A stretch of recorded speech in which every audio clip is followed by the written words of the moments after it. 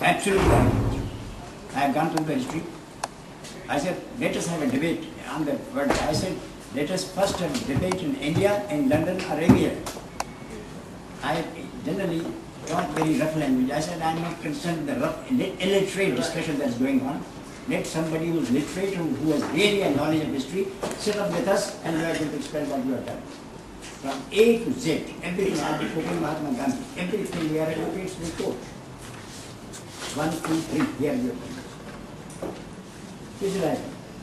Then I went to my hotel. I saw some ladies and with dhotis. These people have come to meet you. I met them. They said, the elder man said, Mr. Palejo, I agree. I am from Assam. I said, what do you do? They said, I used to wear a black coat. I said, you used to? He said, yes. What do you wear now? He said, a black coat, but I am a judge. I am the judge of the Assam High Court. And she is my patni. She came and gave me a tilak, gave me a gift for my wife. She said, Muslims are not to be trusted. Don't eat away these things, give it to your wife. I said, being a Muslim, I will take half. And half I will give to my wife. Everywhere. I was in Institute of Oriental Studies, Moscow.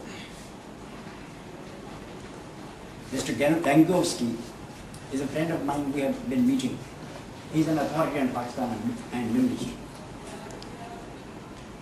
So elections were due.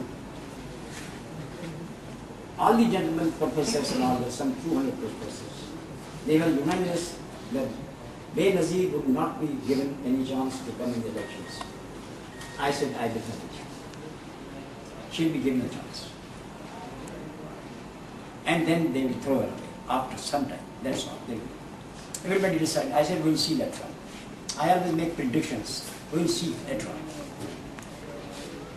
So number one thing is that it was the intransigence of the Hindu leadership that made it impossible for a man like Jinnah to do anything. He was doing everything in his power, everything up to the last minute. These stories when Muhammad bin Qasim came, Pakistan was made on that day, that's bunker nonsense. Up to the last minute, Mr. Jinnah was begging, he was bargaining with him. This thing. Because he had said that I have false clients in my piece. He was afraid that the Pakistan that is going to be made is going to be dangerous, it will be a mistake. There was nothing social about it. There was no guidelines about it. They didn't have the time to say anything about it. He knew that it would be in the hands of these churches of foreign people. They knew what kind of people were with him. He was dealing with useless people who were absolutely unreliable and who were betrayed, and all the time at every stage they had betrayed. He was a helpless man. He was a man who needed to be pitied, and he was unceremoniously disposed of.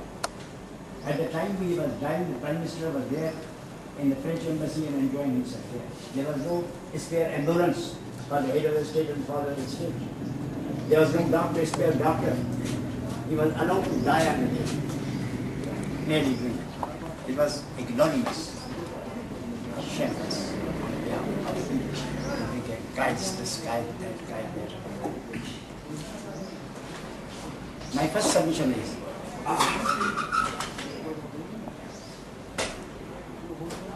that 1940 revolution under which we had joined has not been implemented, it has not been amended, it has not been changed, it holds the field. Therefore, the foundation is that the superstructure is not consistent with the foundation of the state. Therefore, this is not that state which we had bargained for and worked for and begged for and struggled for. This is something absolutely different. The other day I was speaking somewhere, I said it's like showing you a good and beautiful girl that you are going to marry her to you, and when you go to your bed chamber you find an old lady of 70 years who was on the verge of death. They say, we have married you, but married with whom? So, Pakistan if any, it has yet to be established in accordance with the bases and foundations upon which the people have joined. And those foundations were independent and sovereign homeland Sikh. Not homeland one, no Pakistan, no mention of Pakistan. It was the Hindu press which foisted, Qaeda has said, the word Pakistan has been foisted upon us. We have not chosen it. In fact, it was disowned by all the people. When somebody said that we are going to make Pakistan in London, then everybody disowned it. Jinnah said, no, it is by some boys that students, it's a student business, we are not concerned with any Pakistan. All the time the Hindu press was seen. Then there are two myths. There's a Congress myth and there's a Muslim League myth. Muslim myth, Hindu myth. I keep repeating that. Without removing the myths, there cannot be a sensible discourse. If the myth is there, if the false foundation of the exchange of views is there, then it should be talking about the best of your time. The first myth is that Hindus were very happy in the Muslim India. It was a very broad-minded state, Muslim state, and everybody was happy. Islam's great principles were being properly implemented, and all the brothers, and no discrimination against anything. That is a myth, falsehood. You will find the ruling of the Chief Justice of India, Muslim, that Hindus not being Ahle Kitab have no right to be alive in a Muslim state. Jews and Christians being Ahle Kitab have a right. I am quoting from Tariq al-Farishta, the life of Alauddin Khilji. Muslim ulama came to him. Sir, these Hindus are living in this Pakistan, in this India, in a Muslim league. Why are they living without being Muslims? How is it possible? He said, why? He said, it's not allowed in Sharia. And what do you mean? He said, sir, this is the position, legal position is this, Sharia position is this. That they don't have the option of not converting to Islam. Only Jews and Christians have the option. Therefore, offer them two things, the sword or the Quran. Let them accept one of them, nothing else. So then he asked the Chief Justice, sir, what is the position? He said, I am legal position. So he said, all right, let us bargain. I have many things which are being done by Hindus, my Hindu subjects. You kindly arrange those things and I am going to murder them. They said, we can't do all those things. Then there was a compromise. They will keep the Hindu subjects in such a way that neither they will die nor they will be alive. In order to ensure the glory of Islam, they will be kept in a lean position their life will be not preferable to death. Islam की सरबलंदी के लिए ये ज़रूरी है कि उनकी तज़लील की जाए और तज़लील के हालत में रखा जाए ताकि मालूम हो कि इस्लाम सरबलंद है. More or less this was the position, generally. In Singh, there's a myth about Singh. Singh में सब मालूम भाव nothing doing. Hindus have been living the life. I have been always secretly paying them tributes. How did they manage to live in this country? मैंने बात मानी करी रसूल साईं रसूल जो नालो वरते हैं कन्वर्टेड तो ठीक है ये नहीं किसी बात नहीं ऐसा हमारे फॉरेन में people were there. I am demanding my Islamic right. What is your Islamic right? I want to convert. And meets were buffers, they didn't have the control over the mullahs. They were ruling the hospitals. So even ladies, अदा तुम जो भाई मुंह तो सब सही लगे ओ बहन अच्छा भाई ना मुसलमान के दी भा जो कदाई उसको देना बोले फतवा दी मुस्लिम हाथी पे चढ़े ये put her on an elephant converted to Islam. It was the life worse than death, and the billionaires didn't have the right to ride over horses except in the bureaucracy, armed bureaucracy. So this is other myth. Third myth is the longest myth. Muslims and Hindus have lived all peacefully and like brothers throughout history. That is not so. They want to be misguided so that they may indulge in destroying the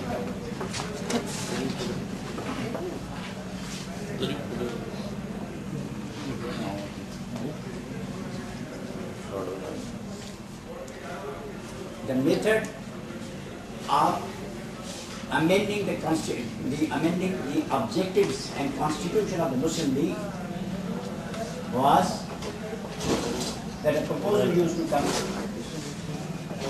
It used to be referred in the All India Muslim League annual conference to the working committee for finally the proposals. All the proposals sent to the working committee. Working committee finalized them. Then next year, it was before the All India annual conference. Then the amendments were carried out and they became the law. No such amendment was ever made in the 1940 resolution. They say that in 1946, the Muslim Legislators Conference amended it. I have written and I have proved. I personally challenged Mr. Pizada Shaikhuddin. I said, I challenge the entire legal fraternity of Pakistan. Each one of you, including Pizada Sahib, to show me the 1940 resolution was ever amended, legally and lawfully, in the way that it is amended in all other amendments were carried out. Then that legislature conference, and they were all elected. Those people who were amending it were elected on the mandate of 1940 resolution. On that mandate, they lost every election. They won only that election which was based on 1940 resolution. Independent, sovereign, national, homeland shift. That gave satisfaction to the people and demand of the people of Pakistan, of Muslim India, and that was the sole reason of the winning of those elections, which incidentally gave the Muslim League the right to be a spokesman of the Muslim Supreme Court. They were elected on the 1940 resolution. How could they go and say, no, we want a one state? In any case, this amendment was never put to the working committee.